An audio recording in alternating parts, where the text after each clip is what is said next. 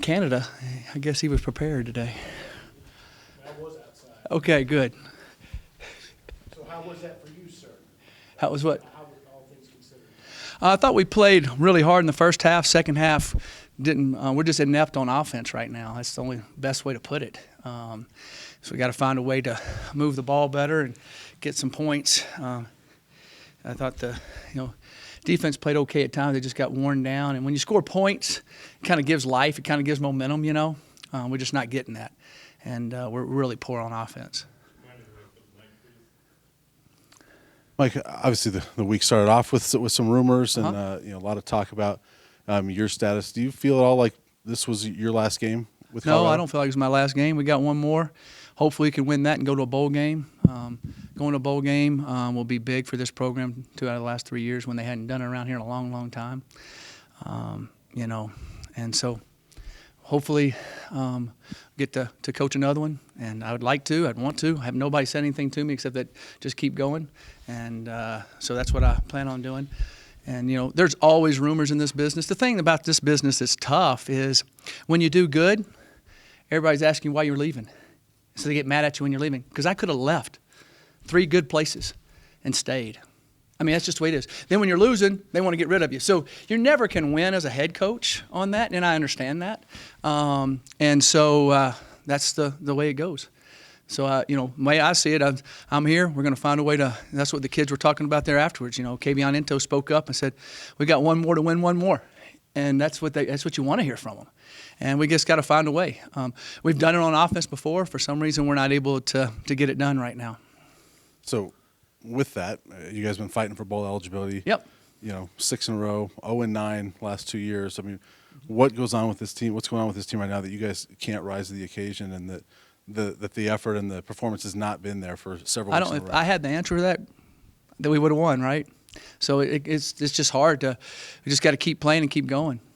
You talked about the offense being inept. Is it to feel like defenses have kind of figured out your offense? USC kind of had the blueprint that other teams have kind of copied since then? Well, they haven't done the same thing USC did, but USC did well against us. They've definitely figured some things out, and then we're not executing as well as we'd like either. And some of that's our fault. For sure, and then some of it, they're making plays against us. So we've got to find a way to change it up and hopefully be able to put some points on the board Saturday to get a win. What went into the decision to put Tyler Lytle in ahead of Sam Neuer, and did his performance last week factor into that decision? Sam's gone in a couple of times and hasn't done great. So we felt like practice this week that Tyler had done an opportunity to do it. And Tyler didn't – he did okay. He didn't do great either. So, getting those guys experience and trying to see what we can do with them. And that's why we ended up doing that. We like both the guys. They got to get a little bit of playing time to show what they can do and kind of get their feet wet.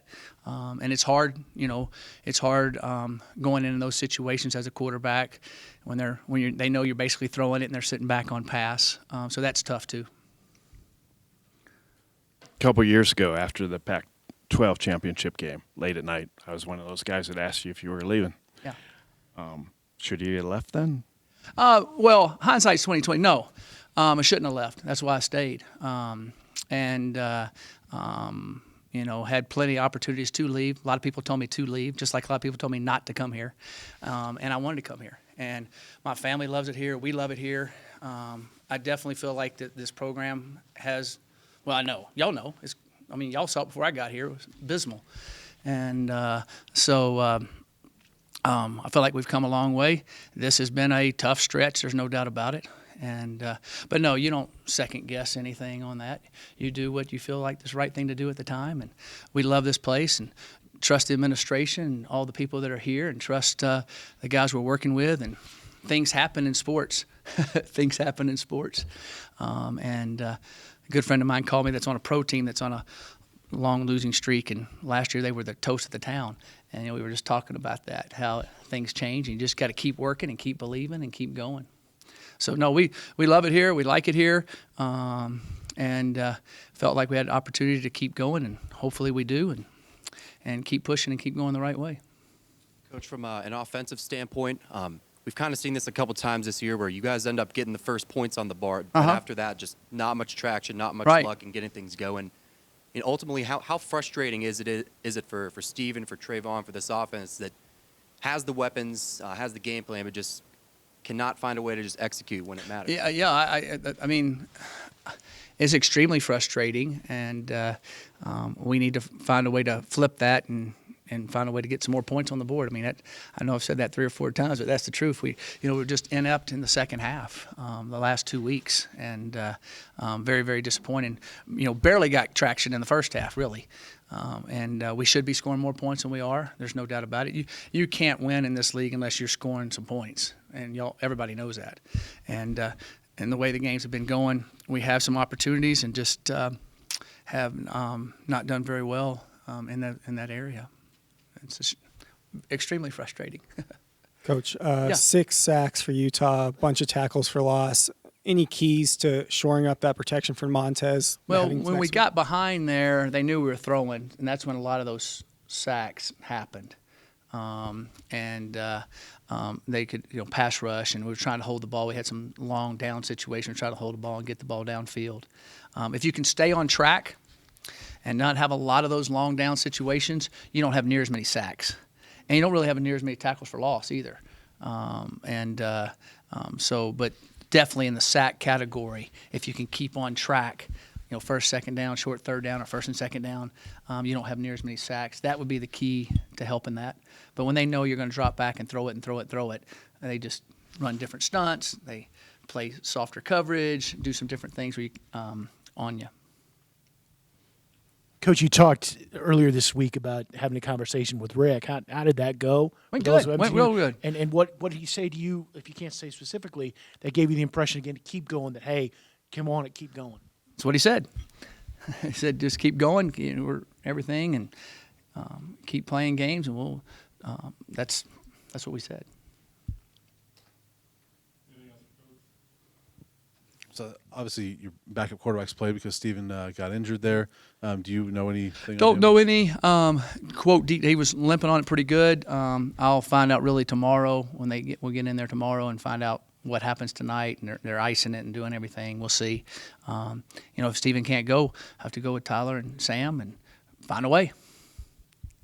Did you feel at all after Utah got up by 10 in the second half? Felt like a lot of energy went out of that team. Did you feel on your sideline? No, I felt like the defense kept playing extremely hard. I put them in we went for them a bunch of things. We tried to fake punt. We tried to do everything we could to try to jumpstart us. We just can't get going offensively. And that kind of wears on you after a while. It's kind of like if you're on offense in basketball and you have 33-point shots and you only make 1 out of 30. After a while, you're like, they're giving them to you, but you can't hit them. After a while, you're just like, crap, I can't hit them. So we've got to find a way to score points. And so we got to find a way, so we'll get in there and work on it, and hopefully we can find a way and get it done. Coach, how was today as a dad, a senior day, and going through all Yeah. that on top of game prep and all the rest? Yeah, it was, as we all, not all of us have been there.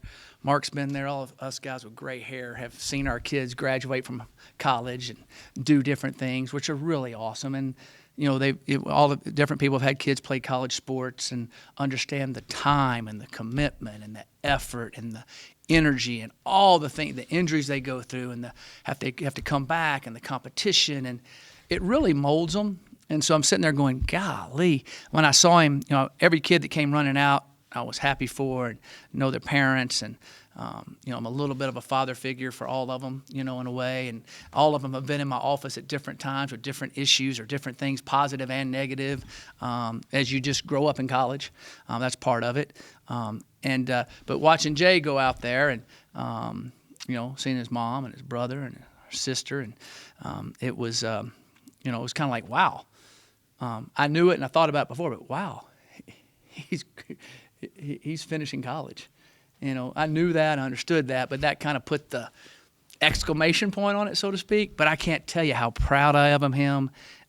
He's grown from a boy to a man. You always say that, but he really has.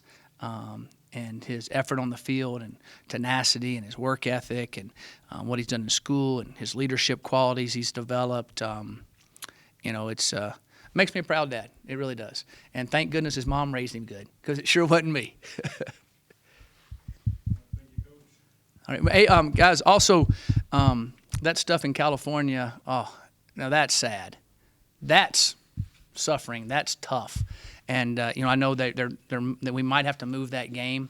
I think we need to realize why we have to move the game and understand.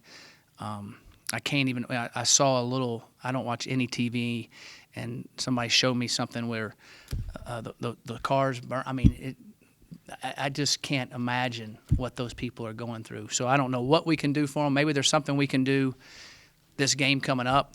I don't know, to help that area. I'm searching because life is precious, and there's a lot of people really suffering. I can't imagine what they're going through.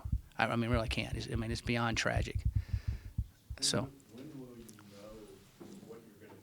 I think they got to let us know like today or tomorrow, I would think, or the next day, and just run with it, because we'll have to change air flights where we're going. We'll have to change hotels. They'll have to get the venues ready. I don't think they can wait till later in the week and switch. I don't think, because you got to change all that stuff, unless they can hold two places. So, it's sports is kind of a release from reality in a way.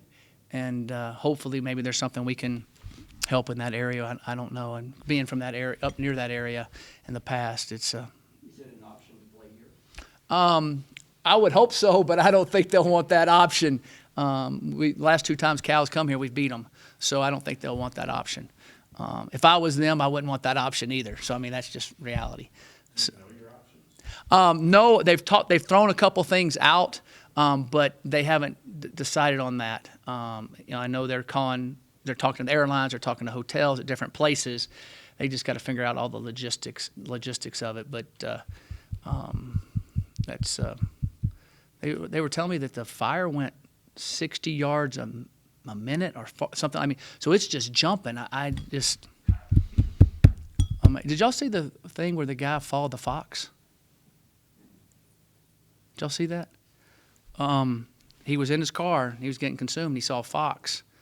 He followed the fox and ran behind the fox the whole way, and they both jumped in the lake, and they both lived. I don't know where. Did y'all hear about that? And so, just amazing. So, anyway, keep them in your prayers. Thanks, guys. Appreciate it.